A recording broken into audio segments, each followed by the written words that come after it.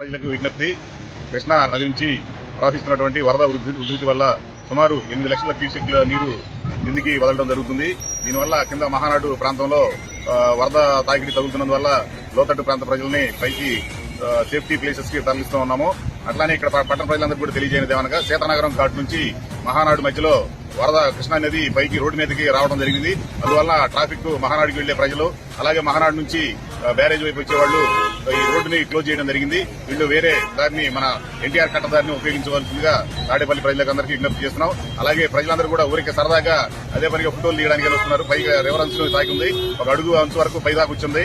ఈ పరిస్థితుల్లో ఎవరు కూడా పట్టణ ప్రజలు కానీ విజయవాడ వాసులు కానీ ఎవరు కూడా ఈ రివర్ వైపు రావద్దని సలహా సూచిస్తున్నాము. ఏదైనా కొద్ది తేడా పడిందంటే వరదలో చిక్కుపోయే పరిస్థితి. దీని నుంచి ప్రజలందరూ నుంచి జాగ్రత్తగా అప్రమత్తంగా ఉండవలసిందిగా పోలీసు డిపార్ట్మెంట్ తరఫున విజ్ఞప్తి చేస్తున్నాం.